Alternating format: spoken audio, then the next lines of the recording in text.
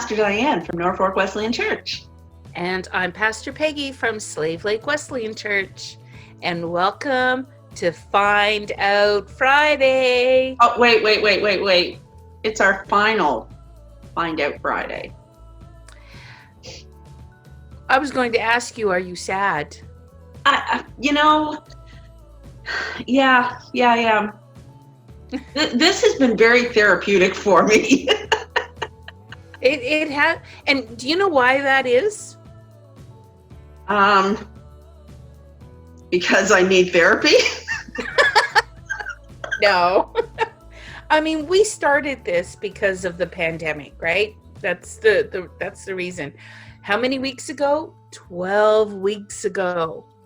I mean, it's been what, 15 weeks since the pandemic started? We were in shutdown for one whole week before we started this. And I'm not sure what it was in Alberta. I know you were shut down a little longer because of your travel experience. Mm-hmm. Seems like it was like years ago. But when we entered into this pandemic, it was imposed change. We had to change. And it's like, if there's a difference between imposed change and self-imposed change. If I want to renovate my basement, I choose my time, I choose my budget, I choose when it's convenient for me, and then I make the decisions. But if I have to renovate my basement because there's been a flood, it's a completely different mindset. And that's what we've been going through. Having a routine and having something to look forward to is so necessary for mental health. So it's good for us that we had something to do. Yeah. But it's also good for you guys out there that Good for you. That you had an opportunity to say, oh, it's 1 o'clock or 1:30 or it's 11:30 if you're in Slave Lake. That was just something that you could count on most of the time. But we were very intentional about choosing our topics and about choosing the time for this show to air.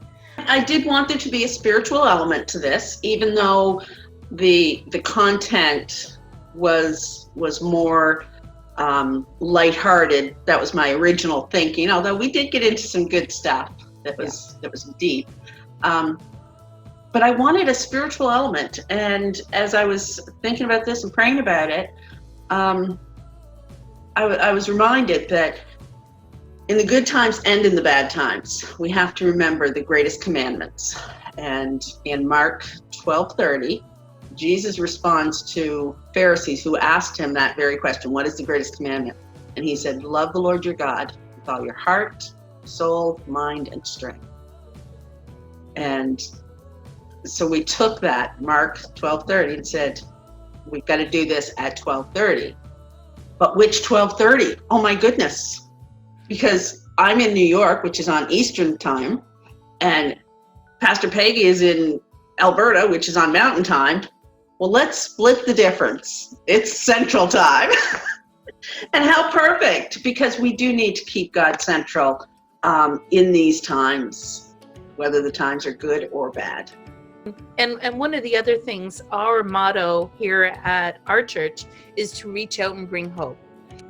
So with that in mind, and as we made the plan for each and every day, we wanted to hit things that we thought would bring a lighthearted moment, because when we looked around online, especially on Facebook, there were all kinds of people doing daily devotions and doing a phenomenal job at it. Yeah.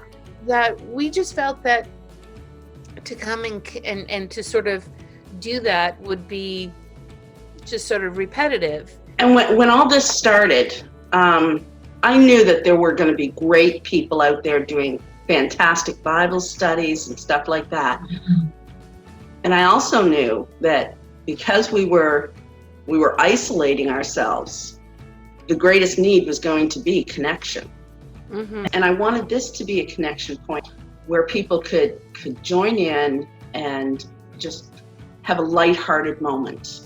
Exactly.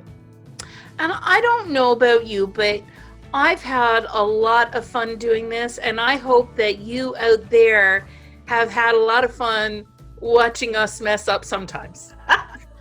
Oh, we never mess up. Never.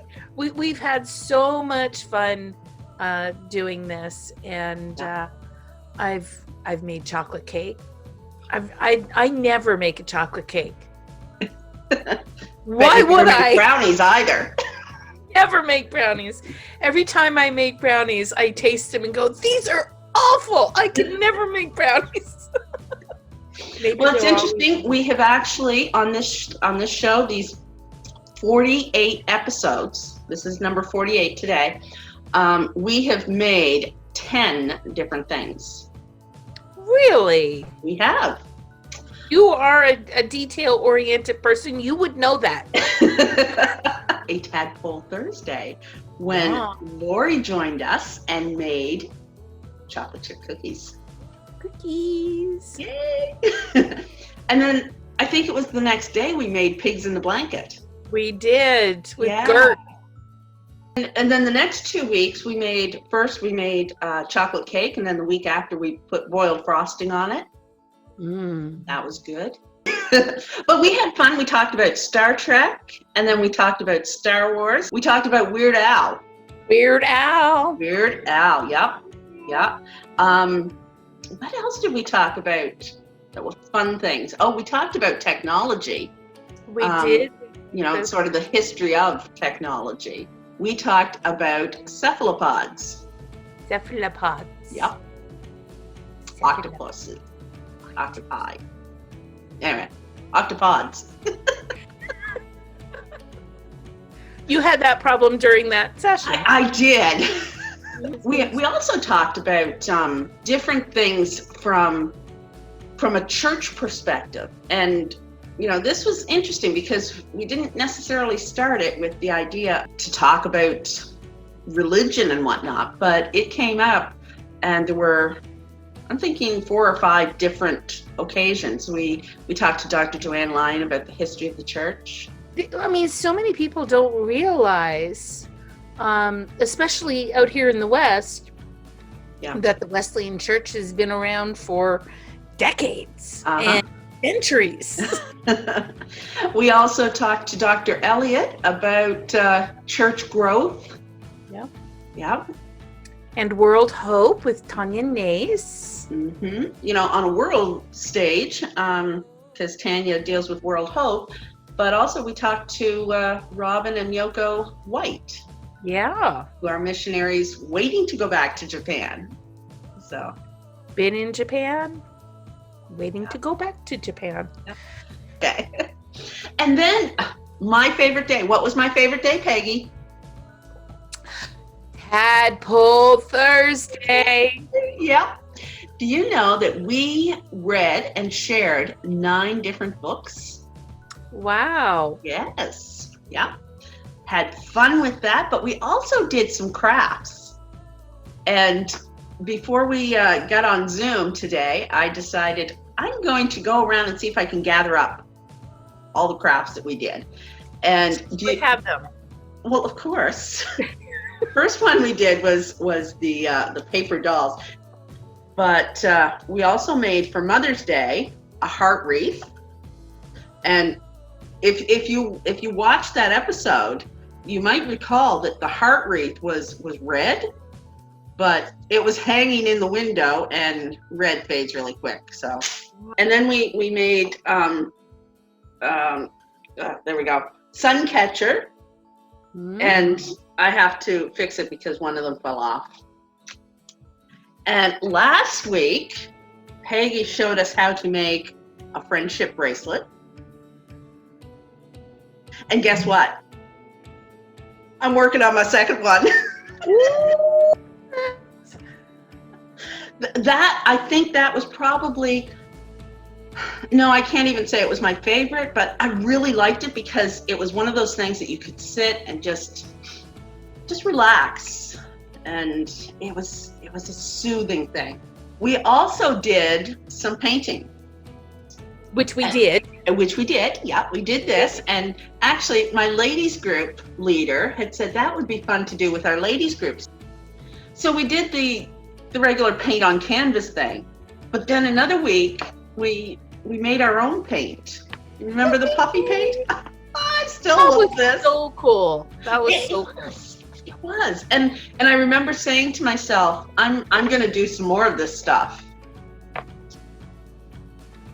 And then we started painting with different things. We painted with string. You remember that one? Mm-hmm. And then yesterday, we did the mess-free painting. And I took this out of the frame because I want to get a different frame for it. But yeah. Okay. Crafts are crafts.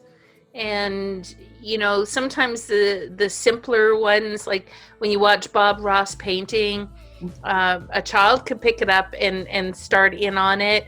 And I mean, the crafts have such a mental health therapy kind of thing that I know my daughter Lori, she does a lot of crafts in her job with the kids. And every single time she'll come home and she say, the kids love the crafts. Like, yeah, it's just so therapeutic. When we started this, I was thinking, well, we'll just do it ourselves. And you know, I didn't have that big vision. So thankfully, Peggy came along with the vision. And we have had, let me see if I can get this number right. 16 different co-hosts. Wow, I didn't realize it was that many. Yep. That would be somebody who was in more than 50% of the episode. But we also had guests. Like, there were a few people that we interviewed, and they might be there for like five minutes or so. Like Alamos and Flipside and Ruthie with the masks and Cafe 56. But there were also some episodes that had a specific focus that it wasn't the lighthearted stuff like Star Trek and Weird Al, and it wasn't the churchy stuff. Probably about 4 or 5 weeks ago, we sat down and we revisited and how could we do better. Let's target some information and people that we know who could shed a light on the now, but how could that help us in the future? Yeah. And that's when we decided to bring in Richard Starks to talk about financial things, because that's something that we desperately need right now. And let's plan ahead so that if another crisis were to hit, there's all kinds of little emergencies that we need to plan for. And to have financial advice during a pandemic is great, but it benefits us long term. And it's interesting. Was it last week, I think, for Find Out Friday? You went to the garden. Mm-hmm. And that was stuff that Pastor Richard had talked about. You know, go plant a garden. Here at our church, a lot of people that are in our neighborhood are low income, and it's so important to be able to save some money, because I can go out and buy a package of seed for like a couple of dollars and get so much produce.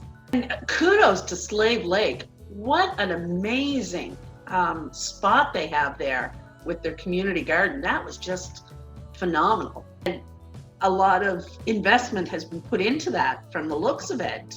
Oh, yeah. Yeah, so kudos, Slave Lake. But we talked to Pastor Kathy and some of the suggestions she had in going forward, and not just dealing with what we're dealing with now, but also as we go forward and how to just deal with life. Those things she talked about can be used every day. Mm-hmm. But I wanted to save talking about Vicky till last, because as I was thinking about this morning, she gave us a ton of information. And, if you're watching any of these information outlets, whether it's, your regular news station or actually going to CDC or WHO or wherever, so much coming at you. And what really stuck out to me from the interview with Vicki was when I asked her, okay, tell us, when is the vaccine coming out? And it kind of struck me this morning that information can have a couple of different effects on us. We can look at all this information and look at the negative. Oh my goodness, here's a disease that is highly transmissible and we're all going to get it and the economy's going to tank and it's the end of the world as we know it and all this, Or as we look at all the new information coming out, we can say, well, I am so thankful that they're studying it and they're understanding it better, and we know more about it now than we did 3 months ago or 2 months ago or 1 month ago. And we're better able to deal with it. And also, I think about